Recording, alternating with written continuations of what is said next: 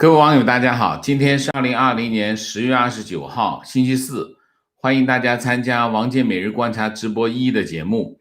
我们今天的题目是中共五中全会闭幕，经济战略是内循环吗？接班人出现了吗？那我们讲讲这次五中全会的内容。那么先说一下中央委员，出席这次会议的是中央委员、中央候补委员，再加上什么呢？中纪委委员，还有一些其他的人。那么其他的人就看政治局有什么想法了啊，那么就不列出来。那么中央委员19届中共中央委员是204人，中候补委员是172人。那么但是这次参加会议的只有198个中央委员，那么有6个人缺席啊，然后中候补呢是166，也有6个人缺席啊，就各有6个人缺席啊。为什么缺席？通常要么是请假，要么是出访就是病假要么就是落马就是没有了，这个人已经被抓起来了那我们现在这次五中全会万众瞩目因为这里面涉及到一系列影响很大的事情那我们就讲讲我们在这次五中全会当中有4个关注点第一个，习近平的地位这反映什么呢？反映这个中共党内斗争的结果大家通常都要关注什么？关注每一次中全会，党代会就更需要一定要重视什么？一定要重视老大的地位，老大的地位决定全局，所以永远都要关注老大的地位，就习近平的地位这是每次中全会、每次党代会都要关注的事情，这是第一个。第二个，人事安排。在所有的重大的会议这个议程当中，人事安排也是非常关键的那么当然是这一期呢，这一次五中全会呢，外面就很多在传什么呢？传接班人都一体，传这个一系列的人事调整那么当然其中也包括中委、中候补会不会做一些调整。这是第二个第三个就是关于内循环。习近平在此之前大会小会上都在讲内循环的问题所以一直有说法就是内循环这次五中全会关于十四五规划的一个总体的方向那么所以内循环有没有成为十四五规划里面的战略部署、战略政策这是关注的焦点。第三个。第四个，那整体的十四五的基调是怎样十四五规划，那么五中全会的核心任务就是谈十四五规划，那么十四五到底是怎么样的基调那我们就关心一下这4个议题。那我们在分析这个五中全会的时候我在这里讲一下我们的方法我们去进行一件事情的分析，我们有2个方法。第一个比较你就拿五中全会跟4中全会比，然后你再拿五中全会19届五中全会跟18届五中全会进行对比，就这我们叫比较法，新闻都是比较出来的。我告诉大家方法，大家以后都可以自己做第一个就是比较，就是对比上一届，对比上一次会议，你就会发现有很多不同，然后发现一些不同，新闻就出来了你就会知道出现了一些不同的状况，然后呢你就分析，怎么分析呢？有几个分析方法第一个分析方法就是当前的形势就是说为什么出现现在这个情况，把当前形势和这个发生变化的情况放到当前形势当中，你就会发现为什么发生这种变化？还有什么呢？还有条件，一些政策，一些思路啊，它原有的条件跟现有的条件进行对比，你就会发现条件变化，它改变也改变了。还有一个什么环境的分析啊，有些环境不同了，那也会出现一些变化。这就是我们分析，我讲今天我们分析五中全会的方法，第一个是比较，第二是把这个变化放到环境，放到条件，放到这个形式当中去讲，去看，就会发现这个问题的性质是什么啊？那第一，我们讲讲习近平的地位。习近平的地位有3个地方讲到啊。第一个地方讲到什么呢？讲到这个坚持以马克思列宁主义、毛泽东思想、邓小平理论、3个代表重要思想、科学发展观，然后是习近平新时代中国特色社会主义思想啊，这不知道是什么思想，反正就是习近平的思想啊。这是第一个提到，就是全会公报当中提到习近平，第一个提习近平的思想。第二的是这么说，他说以习近平同志为核心的党中央不忘初心，牢记使命，团结带领全党全国各族人民砥砺前行，开拓创新，奋发有为，推进党和国家各项事业啊。这是第2个地方讲习近平。第3个地方讲实践再次证明，有习近平同志作为党中央的核心，全党的核心，党中央的核心，全党的核心领航掌舵啊，这第一次提啊。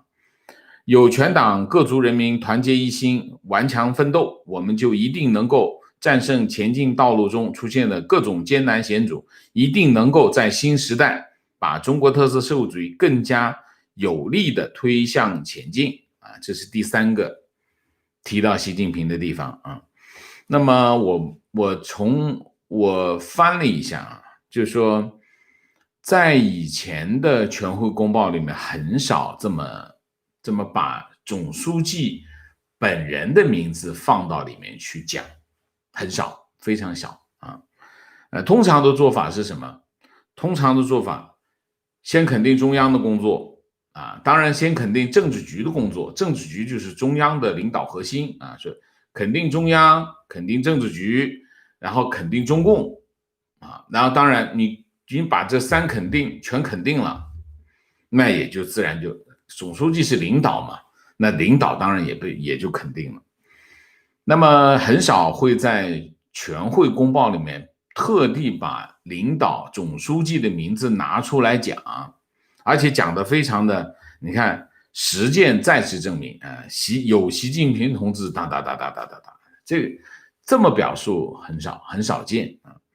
为什么？说明2点。第一点，习近平同志被质疑了啊，这肯定是有人提问题，没有人提问题就不会写出来就表达出来，那就是要回答这些问题啊。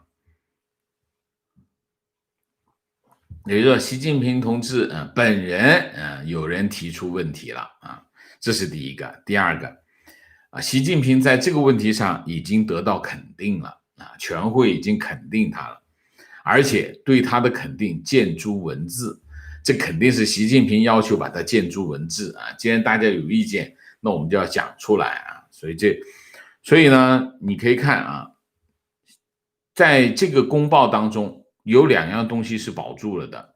第一个，习近平思想是保住了的啊，就是从19大开始就提习近平思想啊，习近平新时代中国特色社会主义思想啊，这个思想就啥都没有，就没内容。你江泽民至少有3个代表嘛，这个胡锦涛有一个科学发展观嘛，习近平所谓的新时代思想是什么鬼？没有啊，其实他就没有思想啊。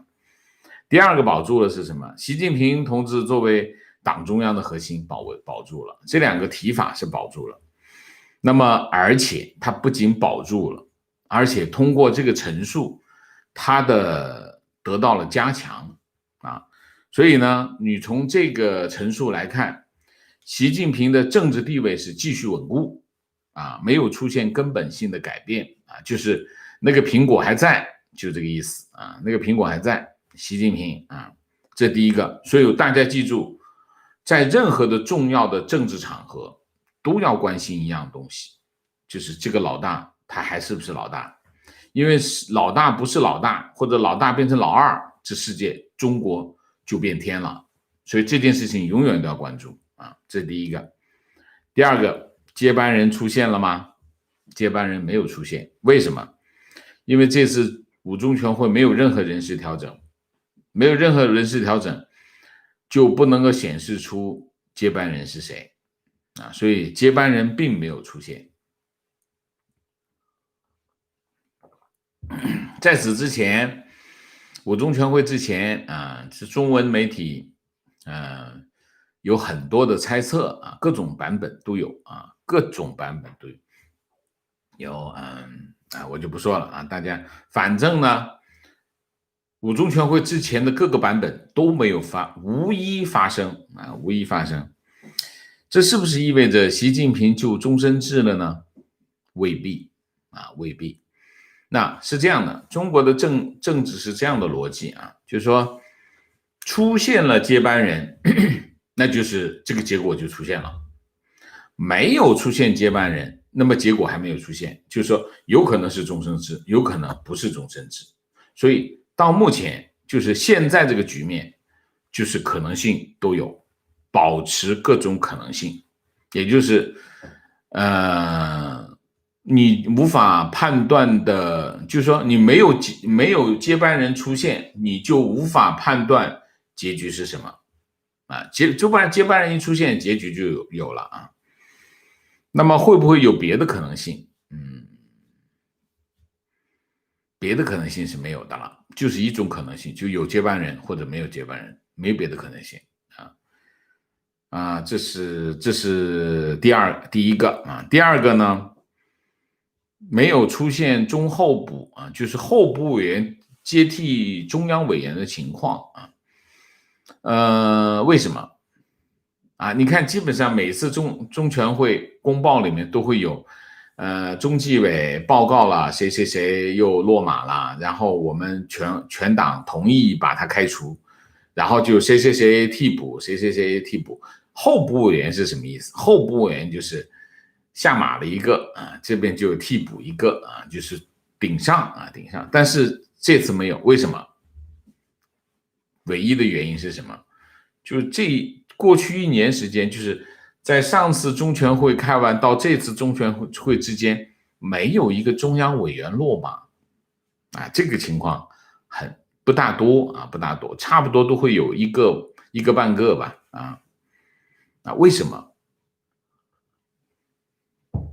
为什么过去1年没有中央委员落马？说明什么？说明党内的斗争趋于均衡啊。就说原来为什么你看哈，原来不断的有中央委员落马，不断的有中央委员落马，不断的有中央委员落马的可能性是什么？最大的可能性就是，中央的有一股势力非常强势，他想让谁落马就让谁落马，想干掉谁就干掉谁。那么为什么没有中央委员落马？可能是这个力量对比开始发生了变化，你想干掉他未必干得掉了，所以就没有中央委员落马的情况啊，这是很大的可能性是这个啊。这是第二项啊，人事调整。第三项也是大家最关心的，就是内循环有没有成为十四五规划的战略重点啊？有没有成为它的整个的经济战略啊？大家知道啊，这个五中全会的公报啊，它的结构通常是这样啊：第一部分肯定中共中央政治局工作，第二部分肯定过去1年的整体工作成果，第三部分形势判断啊，第四部分讲我们的决策是什么啊？那么第三部分我们讲前面2个我就不说了啊，共产党这个自吹自擂、厚颜无耻，我就不念了啊，大家都想象一下就知道了啊。第三就是形势判断，形势分析、形势判断其实就是我们讲的战略判断啊。这战略判断是怎么表述的呢？我念给大家听啊。全会深入分析了我国发展环境面临的深刻复杂变化，认为当前和今后一个时期，我国发展仍处于重要的战略机遇期啊。我一看到战略机遇期，我就想起林毅夫，那个抱着篮球偷渡的那个人啊。但机遇和挑战都有新的发展变化，这是一个战略判断。我昨天还是前天看见林毅夫跑出来讲，中国经济每年还能保持6%的增长啊，这就是一个投机分子啊，从台湾偷渡到大陆啊投机，然后又从这个经济转向政治，又是投机啊。这段陈述啊反映了中共的整体的战略判断啊。这个整体的战略判断，其实我在哪一期节目讲过啊？我在10月16号，大家可以去看一下那个我完整的表述啊，就是这个节目叫《中国营造打仗气氛的真实意图》啊。这一期节目我讲了中国的这个整体的战略判断，但是我今天还讲一下。大家如果想看详细的内容，去那边，我那边是展开了讲。今天我就大体上，今天的这段陈述其实是符合10月16号我们那期节目的分析的啊分析。那么他的战略判断就2点，第一点，中国率先脱离疫情啊，中国率先走出疫情，这第一个。第二个，中国经济率先走出疫情的影响，也就是中国经济会迅速的反弹啊，这是这两个条件。所以呢，中国仍然有机会，就是说尽管中美交恶，但是中国仍然有机会。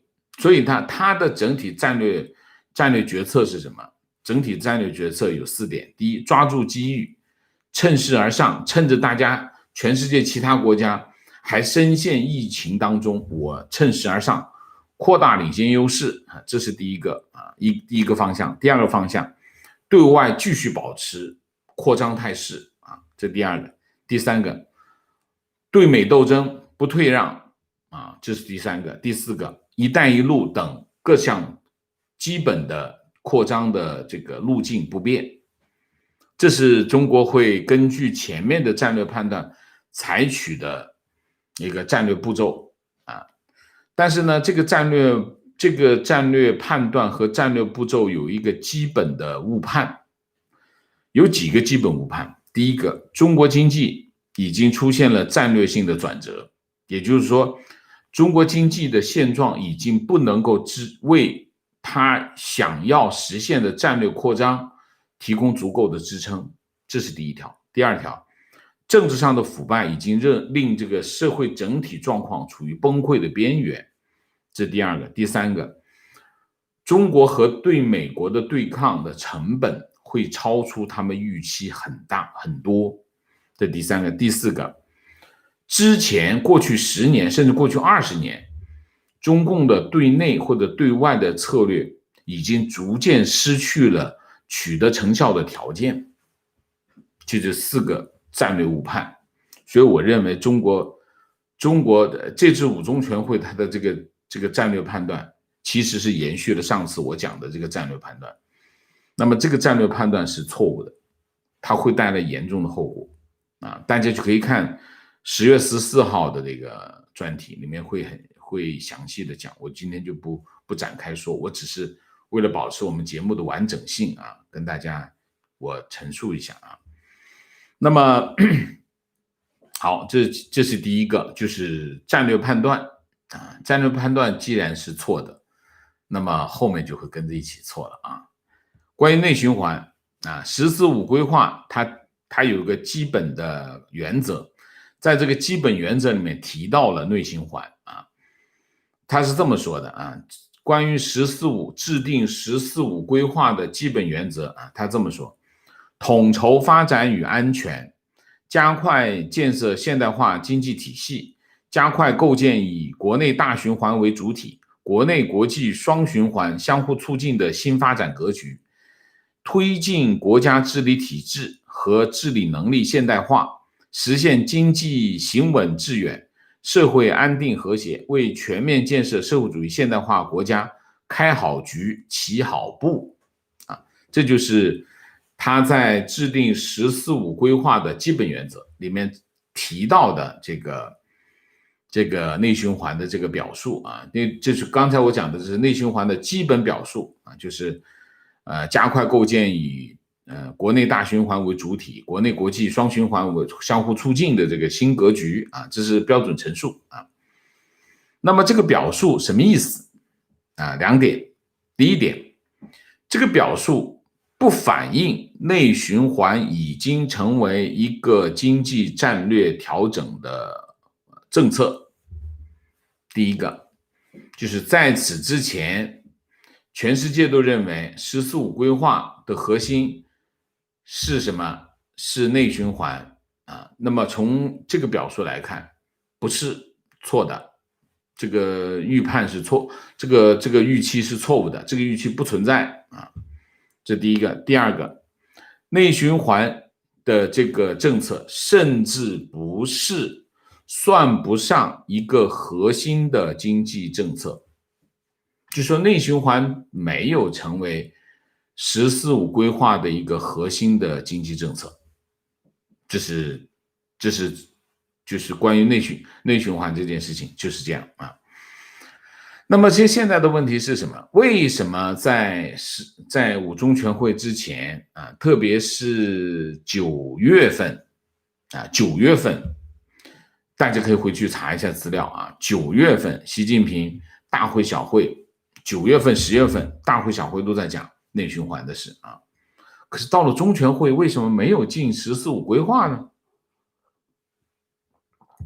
我分析了一下，有2种可能性啊，所以我们又要放到环境当中，又要看发生了什么啊。可能性有2个，第一个，中国出口不错啊，尤其对美国出口还不错啊，挺好，就好像从出口这件事情来看，中美交恶没有影响中国的对外经贸关系，这是第一个啊，就是说中美本来以为这中美贸易战一打，中美关系你看剑拔弩张，那中国跟外面做生意很麻烦的，这个影响很大的啊。可是你看9月份的数据、8月份的数据，哎，中国的出口还不错啊，而且这是第一个。第二个，美国对华的各种措施并没有全部落实，就是你可以看到，特别是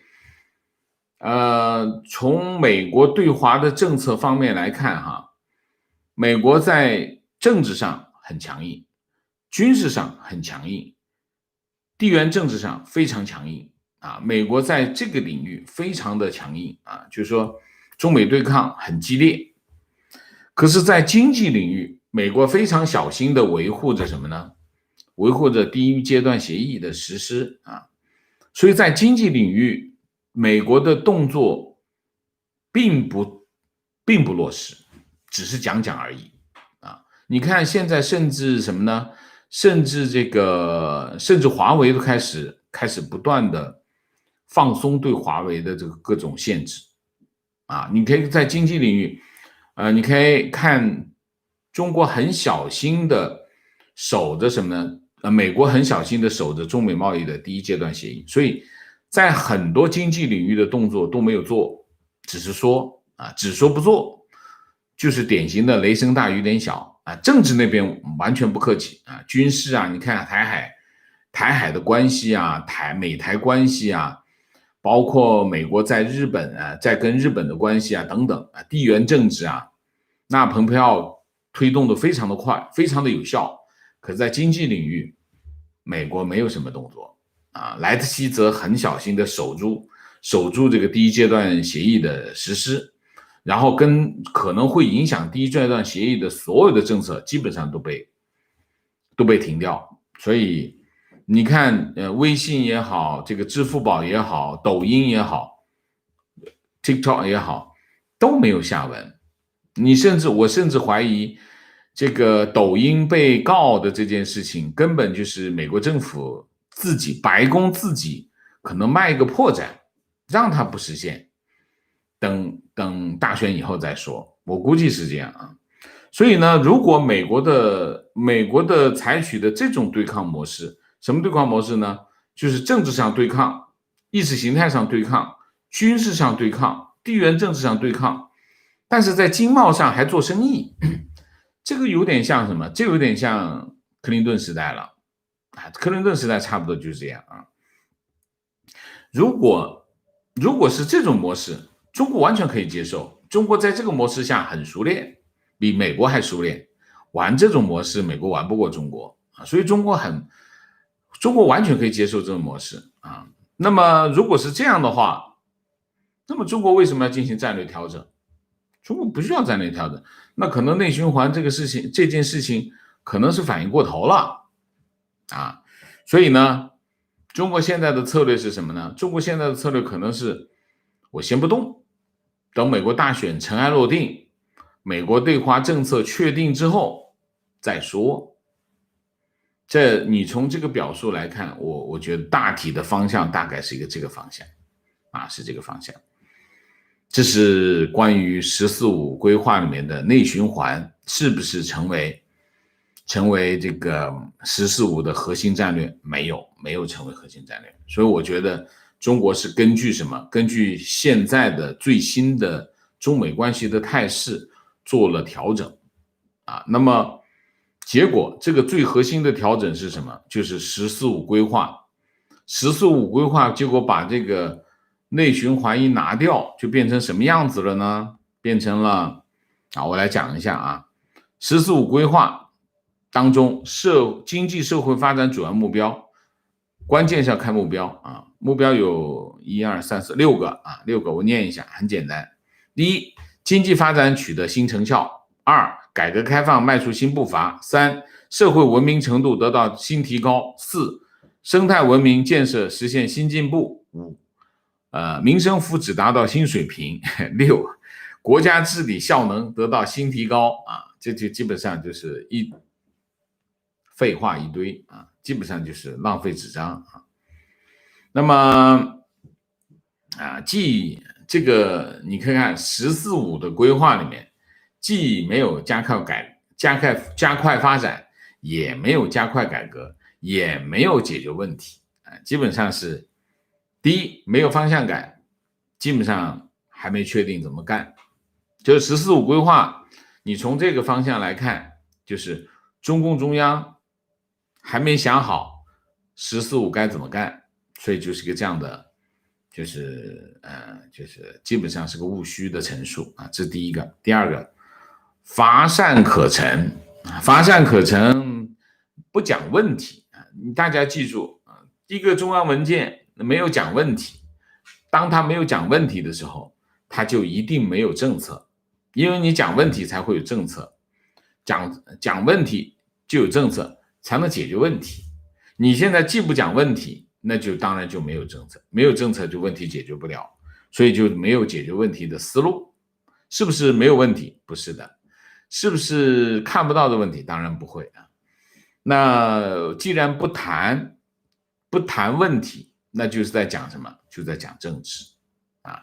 当他一讲政治，那就要讲成绩，一讲成绩，那还讲没有问题，没有政策，就更没有战略了啊。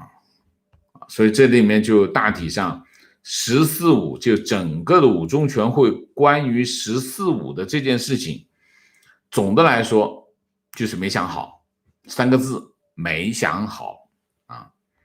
好，关于这个改革开放的陈述啊，会议提出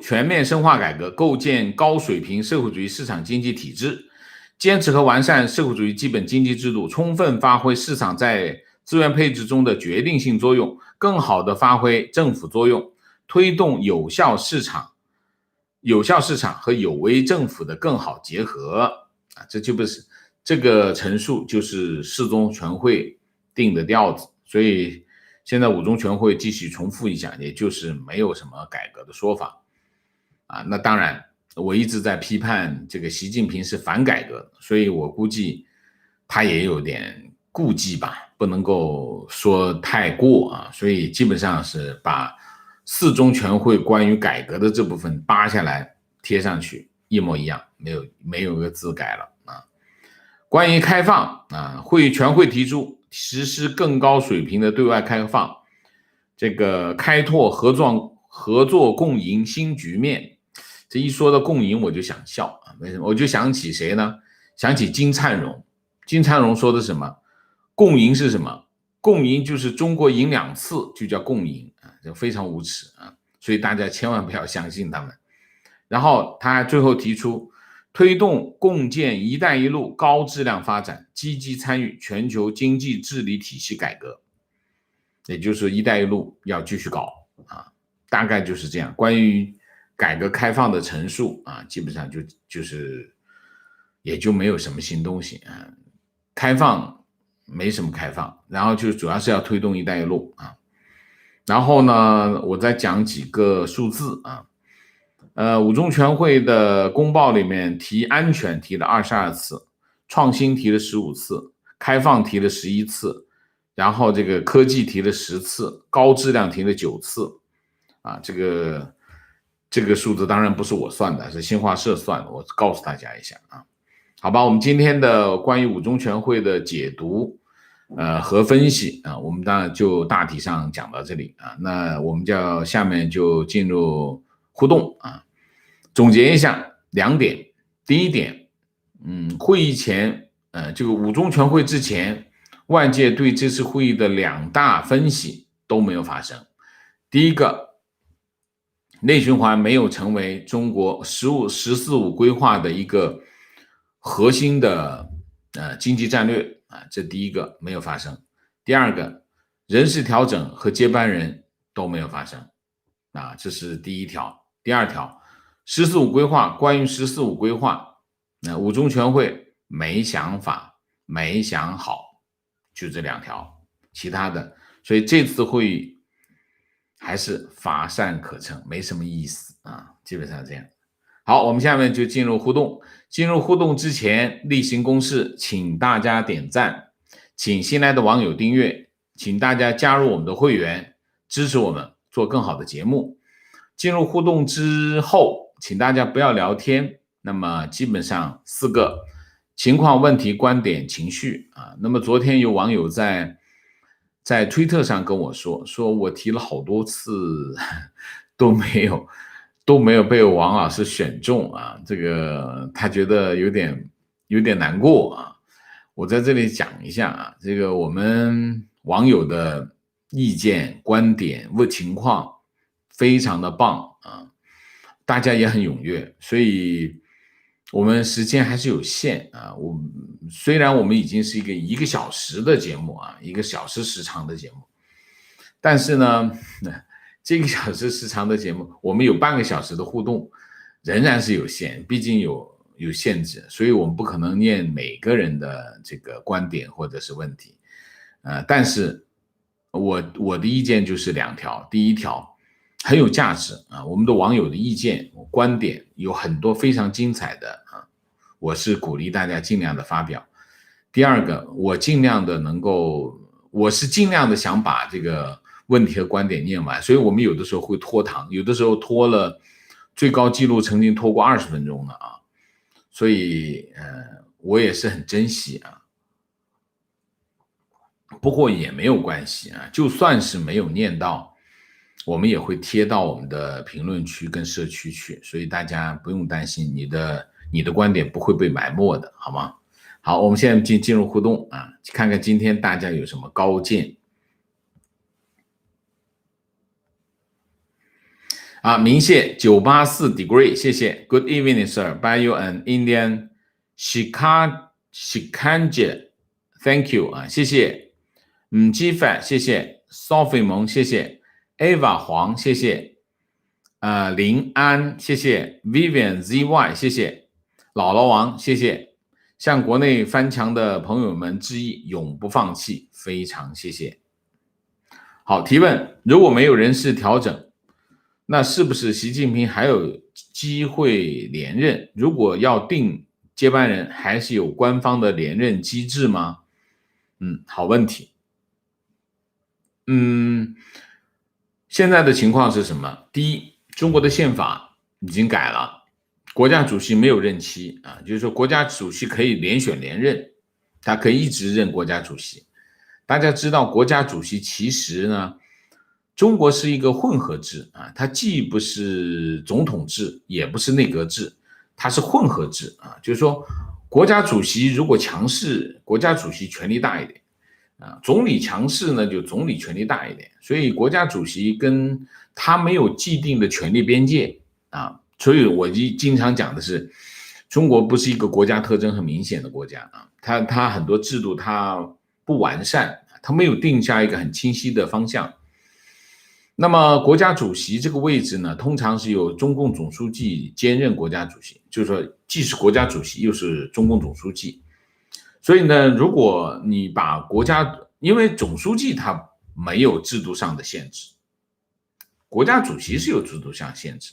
原来的宪法规定，国家主席只能任2届，那你不当国家主席，基本上就意味着你连总书记也不能做啊。那么当然有没有分开的？有分开的，但是你从江泽民时代开始到现在都是总书记兼国家主席。那么也就是说，你如果国家主席有任期，理论上总书记也是有任期限制。但是党章里面是没有规定这个总书记有任期限制啊，所以在这个问题上你就变成习近平改宪法，大家就认为他想一直做下去，这个联想是合理的啊。那么现在的情况就是，如果习近平没有安排接班人，那他就想把这个岗位一直干下去。那么如果他安排了接班人，那意味着什么？意味着他不会继续再干第3届。所以我们判断习近平是不是想一直干下去，或者干第3届，我们的唯一的指标是什么？就是有没有接班人出现啊？那么接班人出现了，那结论就很明显，就是他不会干第3届，对吧？这个就是我们逻辑上是说，你一个否定才是明确的，肯定是不明确的。就是说，如果没有接班人出现，你就不知道结果是哪一个；但是接班人出现，一定知道结果。现在情况就是一个这个情况。那么，如果是接班人出现，意味着什么？那就很简单，把接班人放到哪里去？放到政治局常委去。把接班人放到政治局常委去，那就意味着这个人就是接班人。所以你通常来说，5中全会、6中全会，突然有一个人啊，把他送到这个政治局常委里面去啊，大家都知道，哦，这就是马上要接班的那个人了，就是这样，通常是这样。但如果你政治局常委都没有进的话，你是不可能去做总书记的。他不可能没有人去接总书记，那么他继续做，这逻辑是一个这样的逻辑，好吗？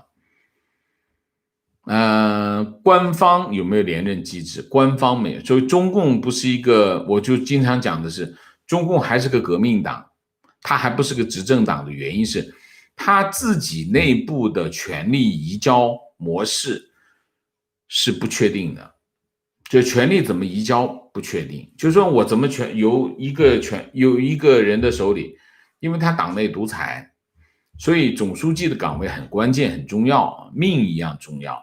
所以这个总书记，新的总书记的权力，旧的总书记权力怎么跑到新的总书记手上，这个没有机制啊。之前江泽民时代中共党内有个共识，就是只干2届，然后隔代指定。什么叫隔代指定？我做总书记，我有一个人接我的班，比如说，江泽民的接班人是谁？江泽民的接班人是胡锦涛。胡锦涛不是江泽民指定的，胡锦涛是宋平指定的啊。宋平等一票这个中共元老定下来，胡锦涛接江泽民的班，但江泽民不能指定他的接班人，他能指定谁呢？胡锦涛的接班人，就叫隔代指定啊。胡锦涛能指定什么？指定习近平的接班人，他不能指定他的接班人。这防止什么？防止这个权力的过度膨胀。如果你一指定你的接班人，那你权力会延续到下一代，因为所有的人都会拍你的马屁，那你最后选一个你的接班人，那你的权力就会延续下去。所以隔代指定就会防止这种情况，但是你又有权利去保住自己的地位。为什么？因为当我隔代指定的时候，我的继任者就不会使劲搞我，因为为什么？因为我的指定的那个接班人会搞他，所以他实际上隔代指定是一个自保的机制啊。指定接班人其实是一个自保的机制，而他又中间隔了一个，就防止他的权力延续下去啊。这个制度其实还行啊，但是问题是什么？问题是到了习近平这里，习近平不干。你没有任何的，所以独裁是什么？独裁就是没有制约的力量。当习近平不干不认账的时候，中共党内没有机制去制约这个总书记，所以现在的局面就是个这样的局面。提问：王先生关注国内金融市场吗？我觉得中国股市在走牛，中国的金融市场是上层的工具，是权贵的提款器。财政越困难，外储越告急 ，CCP 越是需要牛市吸引外资，顺便拉拢华尔街。年终的时候我赌对了，现在不好判断了，因为川普迟早会敲打华尔街。我没有关注，最近没有关注股市，所以我没有，我不评价了啊。观点：其实在这次五中全会。可以看出之前乱传的什么江派团派的完全是错误的，习近平已经把 CCP 的所有权拿到手中，也不完全对。习近平其实现在的权力和2年前比，他的权力是有削弱的啊，削弱的。2年前2018年习近平的权力到达顶峰，人民日报把习近平的讲话当作什么？叫定于一尊。定于一尊是什么意思？就是一言堂啊，乾坤独断，就皇帝才可以乾坤独断，就是我一拍我就定了，没有人可以异议啊。所以那个时候就妄议都是2018年跑出来的这个词啊，妄议谁妄议啊？你就说你议论习近平，那就叫妄议，妄议会怎么样？撤你职。所以习近平的权力跟现在跟2018年比，还是有一大截的差距的。所以习近平的权力是被削弱的啊。你可以看到，你现在李克强的能见度上升了很多，你至少在人民日报头版会看到李克强，看到汪洋，看到栗战书的名字。那在2018年，你去看一下人民日报啊。2018年头版基本上是这个习近平独霸人民日报的头版，所以是不一样的，不能够完全说习近平已经把 CCP 的所有权都拿到手，那他自己连总理一起当了算了。总理是什么？总理是政权，总书记是党权，当党管政啊，这是没有疑问。但是你毕竟总理不是你在当啊，是吗？提问：王老师好，提一个您可能不想回答的问题。现在这种体制下，您希望习近平继续上位吗？希望什么意思？继续上位，习近平现在已经是云端了，顶位了，还继续上位？怎么上？上到省位吗？他已经从省位下来了，2018年在省位差不多，现在没有。我希不希望习近平你继续连任，对不对？我觉得中国要改革开放啊，中国要改革开放，这第一个。中国改革开放符合中国人民的利益，符合全世界人民的利益，所以中国必须改革开放。这是第一啊，这是大背景、大前提。第二，习近平反改革，开不开放那是他一说双赢你就知道，中国的开放都是策略，我们不谈策略，我们只说改革。中国是习近平是反改革，所以呢，对中国人来说，习近平在位置上是损害中国人民利益的，对中共来说不好说啊，不知道结果是怎样，所以对中共不知道，我也不关心，我只关心中国人民。所以对于中国人民来说，习近平滚蛋比较好啊。但是从根本上来说，习近平滚蛋不能解决问题啊，真正解决问题的是什么？中共滚蛋，中共滚蛋，中国人民才能得到真正的解放，这才是一切的根本。所以有人会提，习近平下台什么的，我觉得习近平下台可能会解决某些问题，但是你怎么知道会上来的不是一个比习近平更混蛋的？这是不确定的。就是说你上来一个比习近平更混蛋、比习近平更恶劣、比习近平手段更毒辣的人，你怎么知道？所以企图用习近平下台来解决现在中国遇到的问题，这是不现实的，也是不理解中国问题的本质啊。当然，你短期之内你说换一个稍微没那么愚蠢、没那么蛮横的总书记，让所有的问题没那么尖锐，让大家日子好过一点，这个可以理解啊，这个我可以理解。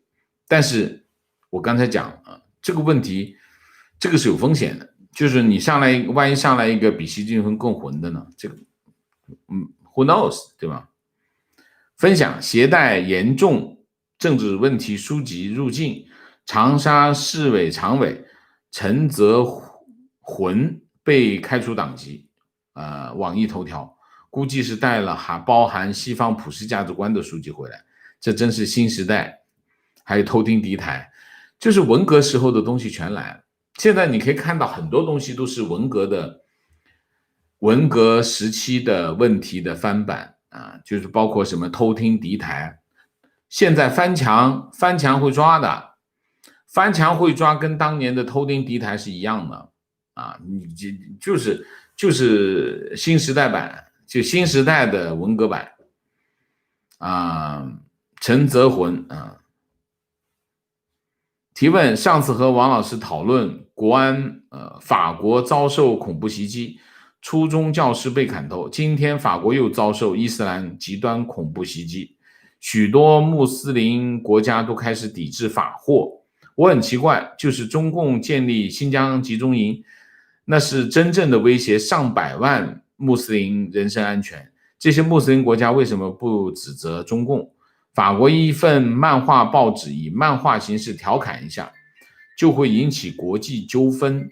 习近平到底做了什么，让土耳其、巴基斯坦、孟加拉国等穆斯林国家睁一只眼闭一只眼？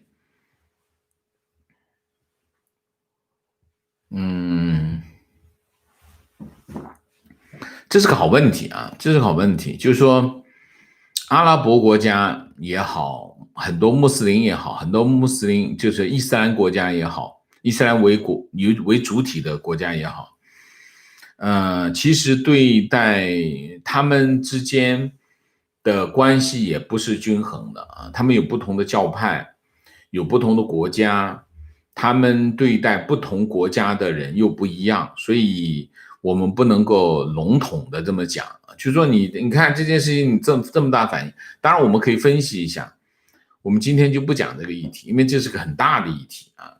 当然我觉得有两点啊，第一点，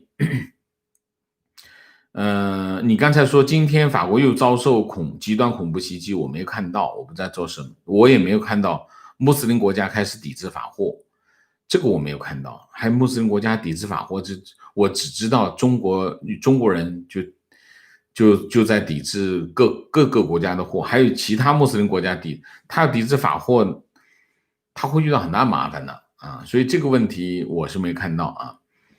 至于说为什么土耳其、巴基斯坦睁只眼闭只眼，巴基斯坦我知道，巴铁嘛，孟加拉国我也知道，中国跟孟加拉关系非常好，这两个国家土耳其是不是睁只眼闭一只眼？土耳其好像没有睁只眼闭一只眼，所以你在你这个问题当中，有一些问题并不确实啊。提问：如果美国政府延续克林顿的政策，经济保持联系，但是政治军事施压可以施压到什么程度？这种模式对 CCP 有什么影响？这种模式对 CCP 有一些影响，但是，在玩这种没有底线的游戏呢，没有国家玩得过中共了啊。这个问题大概是这样。施压到什么程度我不知道会施压到什么。如果你要跟他做生意，你说你能施压到什么程度，对吗？你可以看一下，你看像我们现在讲中美交恶，除了美国在外交上和军事上采取一些措施以外，其实美国政府川普政府对华的所有的政策只做了一半，没有做完，没有走下去。在经济层面，你看第二阶段贸易谈判没有展开吧，对吗？华为没打死吧，中兴也没打死吧，各种制裁只制裁了措施签证吧，对吧？只是搞了一下这个领事馆吧，其他都没有做下去了啊。所以我觉得有一些大家还是要看具体的内容。我在推特上我批评了一下，昨天就是说我们不能够只认立场不认是非就是说川普是美国唯一对付中共的总统，是美国唯一的对付中共的总统所以他什么都是对的，这是不错误的。你一定要把川普总统的所有的对华政策拿出来，一字排开，你看得很清楚，他的对华政策到底是什么所以你在推特上看到很多是言过其实的。其实川普总统的一大块经济政策这一块，他还是在等着买东西。中国真的买了很多东西200多亿230亿农产品，其实是很多东西的所以大家要实事求是，要讲立场，更要讲什么？更要讲是非。是非来源于什么？来源于事实就是要你先要看清楚事实，你把事实搞清楚了，你才能够判定是非，是非判定清楚了，你才能够搞清楚你的立场到底对不对。这是一个这样的关系掌握资讯是一切的前提。脑子完全不清楚，完全对事情不清楚，听着别人喊也跟着一起喊，那就叫人云亦云尽管我们公司是一家知名央企，去年年底开始去美国化，凡是涉及美国的技术的供应商都会尽量排除，没有明文规定，但是实际上这么操作。有一家之前美国的供应商后来被国企收购了，也被排除。中共在这方面反应还是相当快的。对的，中共讲政治比任何国家都厉害这个是一定是这样。提问：王老师好，虽然这次没提拔，但会不会由现任常委里提拔成总书记？都一定是这样，一定是在现任的常委里提拔总书记，理解吗？但是常委都是2届任2届那么现在常委都做了2届，理论上下一届这所有的常委都要下课。那如果没有新人进去，那这些常委都要下课的理论上是这样。但是中共还是那句话中共不是一个执政党，所以他什么都可能变，他有巨大的不确定性。观点不同意接班人的逻辑，不设接班人肯定要继续干，设的接班人又未必不继续干，相反被设定的接班人意味着要倒霉了，接班人只是掩人耳目而已不会这样那你以为2个人在舞台上打架呢？那不是这样的，那有巨大的，如果是这样干的话，中共早就不执政了。大家要知道，跑到舞台中间上面来是已经在后台打完了才跑到舞台中间上面来，中共不会在舞台中间上打的，大家看到的上了舞台都是一团和气，团结，这就是戏啊。如果这个戏不演的话，那中共怎么执政啊？所以不是这样，就是如果他选了接班人，真的有接班人进来，那是已经在舞台后面已经打完了，已经有结论了，这个人就接，就这个意思。这是结果，如果不是结果的话，他就不会跑到舞台上去啊。OK， 观点：中共不是社会主义，尽管它产生自社会主义，但是它本质上是个利益集团。社会主义之所以是魔鬼，不是因为它的教育反人类，而是因为它的教育违背科学。它实现的前提是人性必须足够的博爱，实际上的基因决定了人的自私属性。世界上所有的社会主义都源于有理想的人，但这些人掌权之后，人性自私的一面就占了上风，最终变成了独裁的魔鬼。好吧，我就不讨论这个，我们就不讨论政治，这个社会主义的问题啊，这个社会主义要讨论今天就讲不完了啊。我没有评价。问题：隔代指定的废除，第一代到第三代接班要8到10年，但是第二代可以用各种理由废除，照样随心所欲，无法无天，完全用不到害怕第三代的报复。我看不到隔代指定的好处，好吧 ？OK。情况：我是听女儿说，她看过一篇报道，像沙特这么大的穆斯林国家不抵制中共危害新疆人民的原因是，新疆向穆斯林国家输出器官移植的最大来源。穆斯林国主要器官移植是不要那些吃猪肉的人。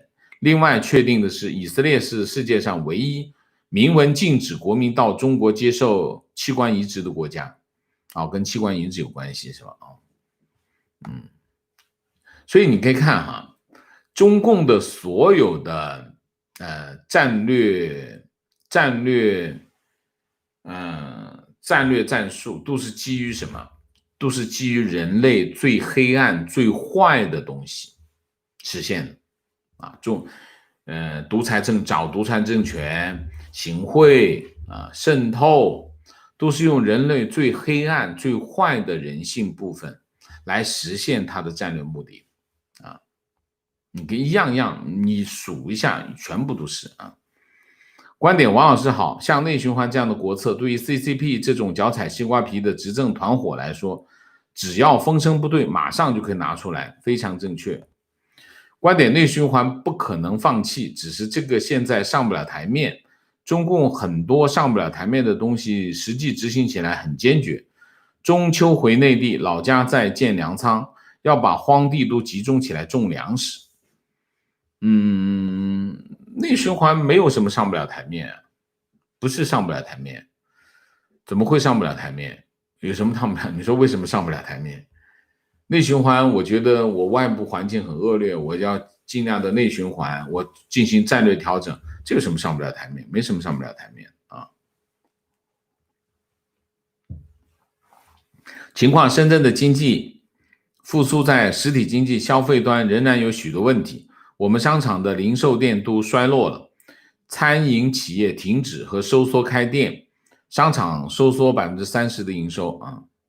情况：2020年第二季度中国大城市写字楼空置率，深圳 25.4%， 上海 20%， 北京 16.2%， 天津 40%， 苏州 36.5%， 武汉 53.9%， 南宁 56%， 重庆 34%， 厦门 42%，长沙 38.4%， 南京 31%。 OK， 那么北京还是最好的啊。情况：因为监控增多，刑事案件发生率明显下降，公安机关人员富裕人员增多，为了保住饭碗，一些原本不构成刑事案件的治安案件现在按刑事案件立案啊。观点：看到王先生最近上了自由亚洲节目三权合一，打心眼里高兴，1年多的努力已经有越来越多得到大众的认可。同时注意到王先生这几天推特的回复，有攻击的人越来越多啊，也足以证明您的观点打痛了墙那边的人。回头想想，对于节目影响力来说，何尝不是件好事呢？第一波成长结束，第二波该飞跃了。加油，王先生！同时也替您的父亲替我父亲向您问好。您的节目他每期必看，对您的点评2个字专业，我们全家为您的专业和新闻理想点赞，非常感谢你的肯定啊。那么，自由亚洲的3权合一呢，我会参与啊，当然我会支持，因为我觉得这种节目是有价值的，因为大家知道我们在传统媒体当中，比如说 VOA 啊，比如说自由亚洲，还有一些其他的传统节目当中，那么在传统节目当中有很多长期在这些节目当中的一些评论家啊，这些评论家已经很老化。那我觉得自由亚洲找一些 YouTube 上面的新的人来做一些这样的节目，有助于让我们整个的舆论体系有新血参与啊，这很重要啊！你不能看来看去就那几张老脸也不行啊，你说是不是？所以这我会支持啊，虽然我实践也不是很多，但是我还是尽量支持这件事情啊。提问，请问王老师怎么看待中国式相亲？国内年轻人应该如何找到真爱？啊，这是个好问题啊！这我经常看到相亲的事情。首先我们搞清楚相亲是干什么啊？那么有些人相亲是找到真爱，有些人相亲是找一个结婚对象，有些人相亲是找个金饭碗啊。所以相亲首先要搞清楚你的目的是什么，你才决定你参不参与这件事情。所以这第一个，所以现在中国人相亲，要么找金饭碗的啊，要么找这个结婚对象的啊，要么是找这个真爱的，基本上这3类吧啊。那么找真爱的很少啊，基本上是后2个比较多。找结婚对象是应付父母啊，找真爱当然是找长期饭票啊。那么所以现在中国式的相亲呢就变质，其实相亲应该是首先找一个真爱，然后再去结婚，先有爱再去结婚，而不是先找饭票。所以这个问题，你要考虑清楚。可能你是在找真爱，可是对方找的是饭票，那就你可能不是他的饭票啊，你可能不是他的真爱，大家可能出现错配啊。所以中国式的相亲要小心啊。提问王先生，什么时候给我们科普一下新加坡的体制？一直听说新加坡是李家坡，是个威权政府，但又都是道听途说，想听听王先生的科普。第一，我建议啊，我给这个网友提建议。第一，你也要做一些功课啊，先基本上了解一下新加坡的历史和新加坡的政治制度，然后我们再来讨论，会比较好。这是第一个。第二个，我会就的一些新闻也会来讲一讲，好不好？我们就不专题讲，因为专题讲会沉闷啊，沉闷大家不爱听啊。好吧，那我们今天的节目就到这里，感谢大家的参与，我们下个节目再见。再见之前，请大家点赞，请新来的网友订阅，请大家加入我们的会员，支持我们做更好的节目，做更好的自己。谢谢大家，谢谢。